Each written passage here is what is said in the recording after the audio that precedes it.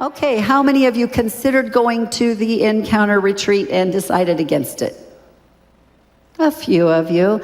After this, you're going to consider going to it and jump on it. We're going to have a table at the end of this morning, and at that table, you can put your name down and say, I'd like to be a part of Encounter Retreat next time, and we'll give you information. We don't have the dates. Could be January, February, we'll see. But it was amazing. We had so much fun. I want to thank Brenda. Brenda, stand up. She's in the back row hiding. But Brenda Davies and her helpers. Anybody here? Carol? Anybody? Yep. Christy, and we have more, but they're not in here right now. Thank you. You guys served lots and lots of food, and that was amazing. It was delicious. One of my favorite new casseroles was there. Anyway, thank you. You did awesome. Thank you. That was a lot of work.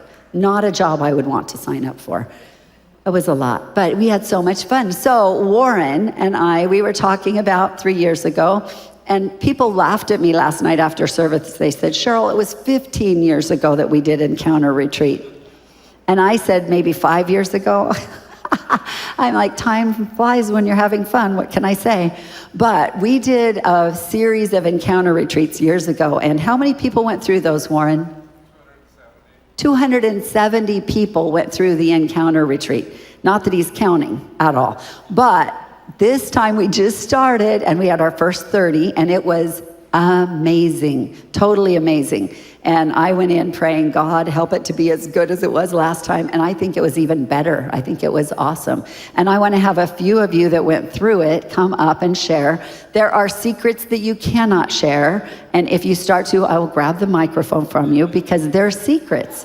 When you go through, you'll know what I mean. There are a few secrets. One secret you find out the minute you get there. One secret is tucked under your chair at the end. So no telling about those secrets, okay? Okay, so I want to hear some of the amazing things that God did in your lives. Why don't you come on up, Brian? And then you guys be thinking about it. Those of you that are here and went through it, I'm voting for him. His mom, my mother-in-law's name is Cheryl. She's wonderful, and they've got to get out of here, so I want him first. Wow, that's really what I have to say about the retreat. You know, have you ever gone somewhere expecting but not knowing what to expect?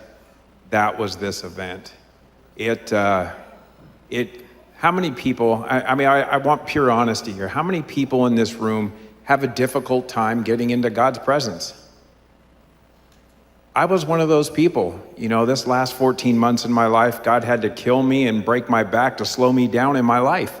So I would spend time with him. And I mean that literally. And I was already on a path. I've been saved since 1998, and I can give you all the excuses in the book why I didn't spend that time with God, that alone time, and I'm sure we all can. But I'll tell you what, this was really one of the first times that I've sat down without my, I can tell that part? Yeah. Without my phone, which I was more than happy to turn over. I actually almost forgot to take it with me, which I was okay with that too. But to sit down in his presence, he dug so deep inside of issues that I had buried for so long in my life. I thought, yeah, sure, I got a few. I know, I wrote them out. By the time I was done, I had a full page of stuff that he wants to meet me and work on. And my wife was just telling me, she's like, I'm so excited that not only did God give you a list to work on, which of course your wife would be excited about that, but that I'm excited about working on that and changing those things in my life.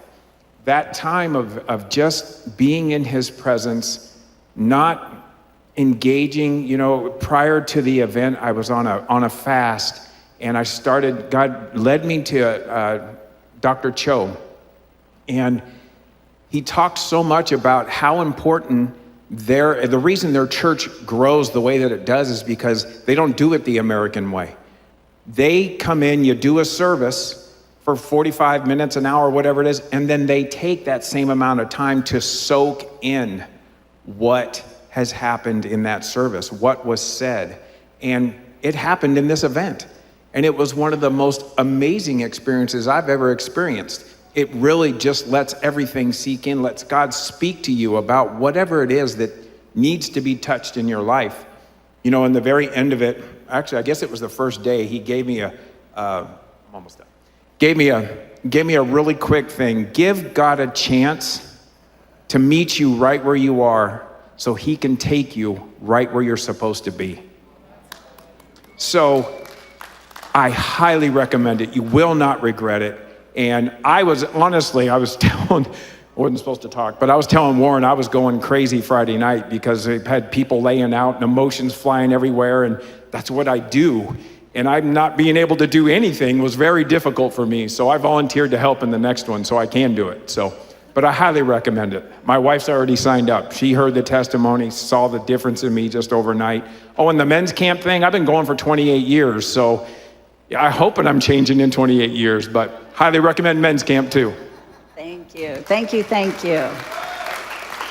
The men's camp speaker is one of Basil Boz's friends, and it has to do with all of that stuff as well. So it could be crazy wild. It's gonna be exciting. And this is my friend Arlene, and if you ever wonder about Arlene is wonderful. Arlene, when I first met her, I love this. She said, my name is Arlene, and if you don't want to forget that, think of an R leaning. R like this. And I have never, ever thought about it. Never forgotten her name. I'm like, Arlene. So this is Arlene. Arlene had some life-changing things happen. Pretty cool. Yes, okay, so before the encounter, I had a dream, and in the dream, I was in my home. It was my home, and it was messy, and there was just stuff everywhere. And in the midst of all that, I found a baby. And I was like, where did this baby come from? And I'm holding the baby out like this. Like, I don't want this baby, And so then I came to accept that I was going to have this baby, right? And so I'm trying to find all the things to leave, with, like, diapers. And I set the baby down. And then when I turned to grab the baby, it was gone. And I felt like the Lord was saying, there's new beginnings that he had for me, but I got to get the chaos out of my life. I got to get the messes out of my life, because if I'm not prepared, I could lose it. And so right after that was the encounter retreat, and it was so thorough. And the Lord met me in such very specific areas that were just for me. It was amazing, and it's something actually I think every one of you should do. It was a good Kickstarter for really remembering to spend time alone with the Lord with no distractions. So, yeah. Thank you, Arlene. Thank you. When they were singing worship, it was so cool, because I was just thinking, God picks those worship songs ahead of time, right? Slow me down, slow me down. How many of you ever had God slow you down? God can slow you down. I'm suggesting we slow ourselves down. I am just suggesting, but God can slow us down. And I do think that's what his desire is, get our hearts in that mode where it's like, I want to slow down. I want to be all that you want me to be, and I'm going to get out of the driver's seat. How many of you like to keep your hands on the steering wheel? You have to let go of the steering wheel if you're going to be coming to this retreat, and it's amazing. This is my precious friend. You can tell her. So I'm the woman with her hands on the steering wheel. I have a really hard time just being still. If anybody knows me and Brandon, we have 4 kids, 3 very young kids. Our youngest son, Daniel, has Down syndrome. I also have a very corporate job. I'm an executive. I oversee a lot of people, so there's a lot that comes with that. But about 1.5 years ago, the Lord really spoke to me that he wanted me to bring the kingdom into the marketplace through leadership. And so I've had coworkers now call me and they want me to pray with them. I've had someone tell me, I know heaven's real, and we've had conversations about that. And I've been, every time I've had a baby, I've gotten a promotion, which is amazing. More babies. Yeah, more babies. So I've recently been blessed with a big opportunity in coming into this retreat. I just really wanted God to confirm for me that he's breathing on this and that he wants me to say yes. And about 3 weeks ago, Brandon and I found out that I'm pregnant again. So we are gonna have five babies. More babies, more promotions. And so, I was wrestling with the opportunity already, overwhelm, anxiety, like, am I ready? Can I do this? It's a big calling from the Lord. And then another baby, right? Can I do both? And the overwhelm was overwhelming. But the Lord really spoke to me. And just like Arlene said, it was like every single prompt and speaker, just like, it was like tearing down and surrender and just breaking down all of that stuff that was really holding me back from saying yes. And in an exercise that we did at the end, Cheryl said, I want you to get quiet. Jesus is going to meet you. And he met me and he said, I want you to say yes to both, and I want you to do it with a joyful heart. Yeah. So I encourage everyone to do this retreat. It was amazing. I mean, everybody put in so much hard work, but only God could have orchestrated that to work the way it did for everyone. So beautiful. Thank you. Yay, D, all of the above. So exciting. She has an amazing corporate job. God's got her very front and center. Come on up, Chris. So exciting. It's exciting to be a part of a family that you get to know each one. I love to do that. I love for us to get to connect, and these retreats do that. And this is Chris, and he's been around about a year, and he is a part of the family. So I shared a little bit about it yesterday, but as she was just mentioning, one of the exercises that we did was Anna had led us into an experience where you had to bring God into a moment when you were a child. And we weren't necessarily prompted to do this in the retreat, but one of the things I felt led to was I had actually wrote a letter to myself in that moment. And I just wanted to share it with you guys if you'll let me.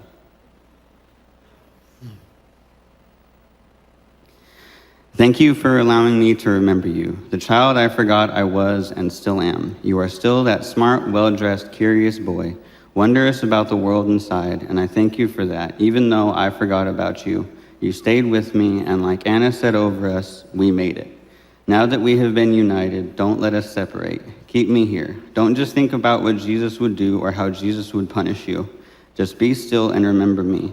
I am the little one inside. I am the little one Jesus made inside of you. Let him breathe and live as you live. I am not dead or gone. I am alive in you, Christopher. That is your name, and I am that spirit. Keep me in the forefront, and we can meet Christ in us together. You are alive, holy, and blameless thanks to Christ. Let us live together and create the life Christ called for us.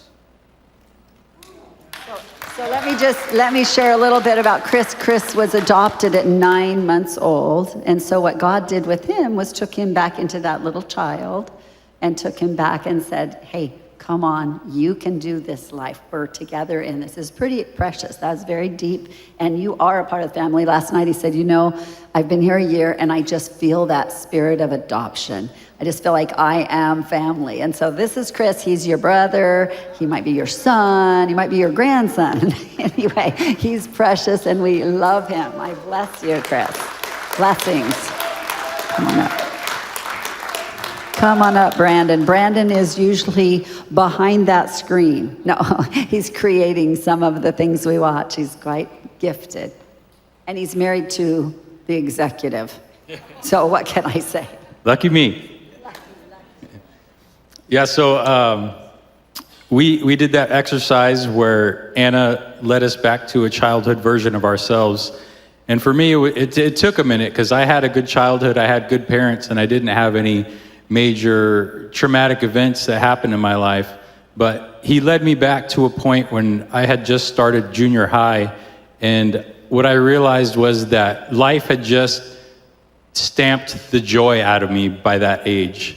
And so I got to go back and talk to that little boy and just encourage him about the future and just really tell him about how much Jesus is going to and does love him, and to just really embrace the joy in life. And so Jesus restored my joy. And how many of us could use more joy in our lives? I mean, yeah, so obviously I'm thrilled about that. That's awesome. It's very beautiful. We had quite a few people have a deep restoration of joy. So beautiful. I just need one more. I've got Lori for sure is wanting to. Do we have anybody else that feels like they really, really need to get up and share something? Lori, come on up. Yay, Lori. Lori is a gift from heaven. Such a gift. Such an encounter. Oh, boy, was it. It was nothing I expected. I have so many encounters with Jesus, but it blew my mind. It was Give me a second. It was extremely beautiful. It was profoundly deep, and it was completely life-changing. I walked in there with a real heavy heart and a brokenness, a wound, and Jesus met me right there at the door, like he was waiting for me. And he took me to rest. And in the middle of that, he began speaking to me.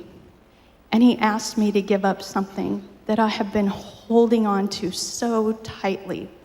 And I didn't want to give it up for fear, for lots of reasons. But he asked me to give it to him. And I did. And what I learned and what he said to me was, our whole lives are about laying down parts of ourselves and taking up the cross. And when we give up that thing that he's asking us to give up, a little piece of us goes to the cross. And we empty ourselves of ourselves. And each hardship I've had in life, each wound, each trial, each difficulty, God gives us opportunities to choose whether we become angry, bitter, or revengeful, or we can lay it down. And every time I laid it down, a piece of me went to that cross. And when I finally let go of that last thing that he wanted me to hold, I saw myself nailed to that cross, completely me, laid down, completely empty. And you know what he said to me? He stood at the foot of me up on that cross and he said, "Beloved, for 26 years, you have been a wife. I was committed to raising my children." And he said, "For the next 20 years, you were a wife. I was committed to being the best wife I could be." You know what he said to me? "Now you're completely mine." So as I hung on that cross, completely empty of myself, something miraculous happened. Resurrection. People forget about that. Resurrection. I became transformed into something different. I can honestly say I stand here empty of me, and I'm full of him. Oh, he just reminded me. Several months ago, I was in the copy room. For those that don't know, I'm Pastor Dave and Cheryl's personal assistant. I was in the copy room and I was making copies. And he said, "Lori, you're about to disappear. Tell all that remains is me. He's all that's left." I don't know what this journey's gonna look like, but it's gonna be awesome. I see the world so differently now. It's like everything's flipped.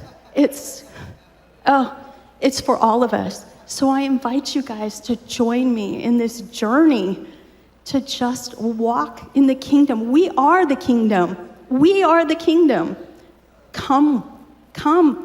Every opportunity that you can, lay yourselves down. It'll be worth it. Awesome. Thank you, Lori. The journey that we're all on a journey towards transformation. And when Melissa was leaning over saying, "Can you believe God picked these songs? It's so amazing." And it is. It amazes me. And God is trying to slow us down. He's wanting us to call out and say, "Slow me down. I want to slow down. I want to become fully yours. I don't want to speak out of my own soul wounds. I don't want to speak out of my own ideas. I want to slow down. I want to hear what you say." And Jesus always heard what the Father said, and then he did it. How many of us run so fast that we don't wait to hear something, we just run and do something? We just try to do our own best, right?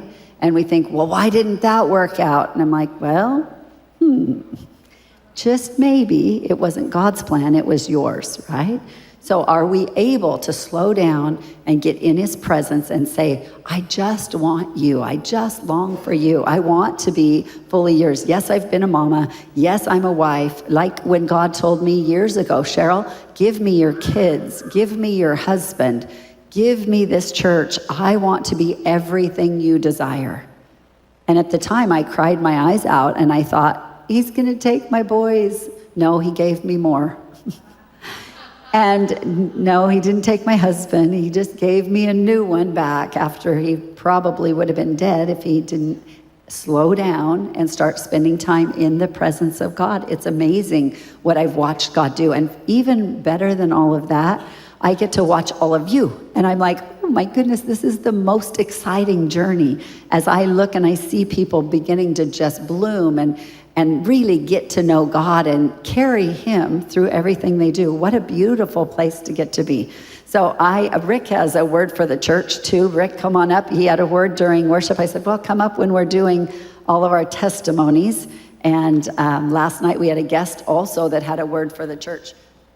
This is just a short word. Hopefully it's brief and powerful, but a few short decades ago, you used to go to church with the Bible under your arm, and sometimes an organizer, day runner, day timer, Franklin organizer. I had a Franklin organizer, and in the front page where you put your business cards, I had taped a Bible verse, and during worship this morning, the Lord reminded me of the Bible verse that I had in my Franklin organizer for 21 years until we got these phones. Anyway, he said, this verse is for Pastor Cheryl and Dave and for the church family. It's 1 Samuel 12, and back in the 80s, the Lord had me put verse 16 and verse 24 together, and this is how it reads. Only fear the Lord and serve him faithfully with your whole heart, and then stand back and see the great things which the Lord will do before your very eyes. So we were here 2 or 3 weeks ago when we heard the hiccup or the bump in the road for peace of heaven, and the Lord said, this is the verse that is truth for that situation. It's true. I believe that, Rick. I believe that. And God wants not just the peace of heaven to work out perfectly, but he's wanting us to line up in his will. He's creating kingdom businesses right now.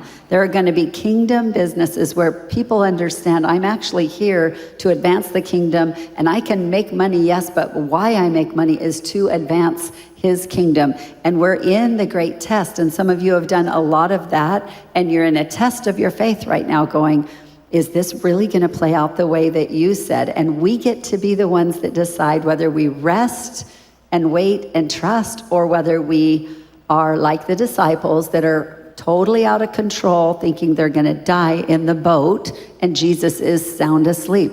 How many of you would rather sleep through the difficulties? We can. It's a choice. You get to decide if you're throwing a fit saying, oh, I'm going to die, we're going to die, wake up. Or if you say, God, I just trust you. I don't know. I trust you. I trust you with everything.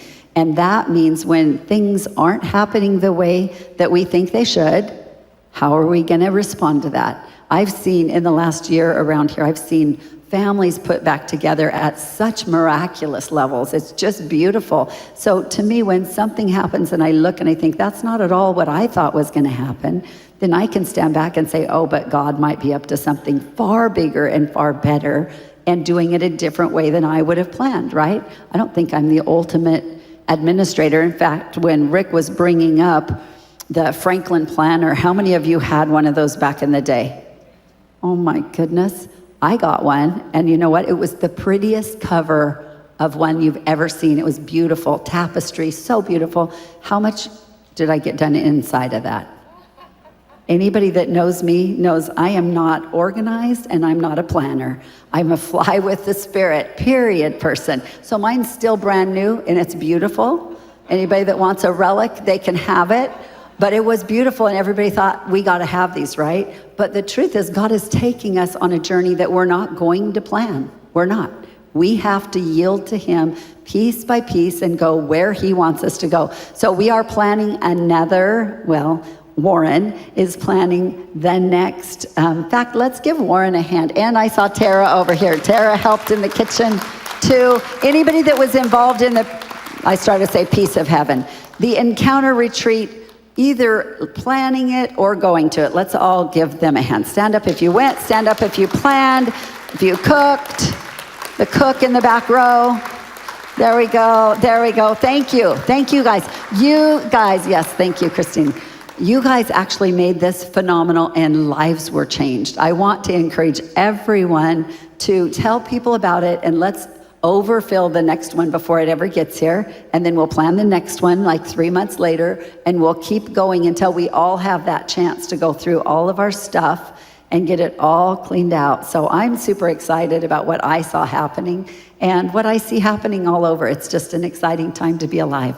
So let's stand up, we're gonna pray, and we have altar workers. If you feel like something got touched in your heart this morning where you need transformation and you're kind of stuck somewhere, people can pray with you. Have the altar workers come up here, please.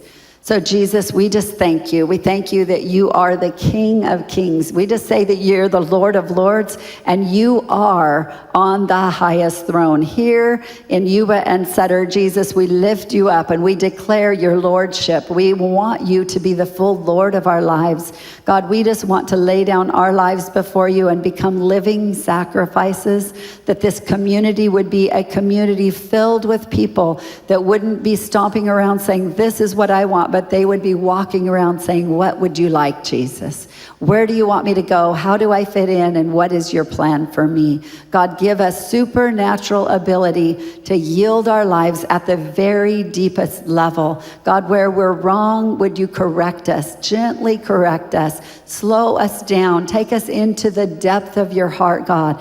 God, I thank you that you're raising up worshipers, that from the youngest ages that are going to bring your presence in power throughout the ages to come, God. I just say thank you, thank you, thank you that we get to be right in the middle of what you're doing here as you're building an embassy, a safe place from the enemy, a place where we will run into and declare your greatness, God. Thank you that you're sending us all out as ambassadors. Thank you that we get to represent heaven on earth, and we get to declare that your will is being done and will be done.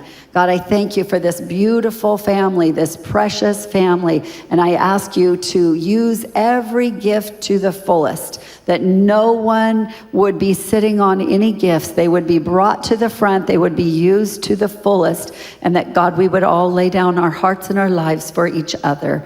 In Jesus' name we pray. Amen.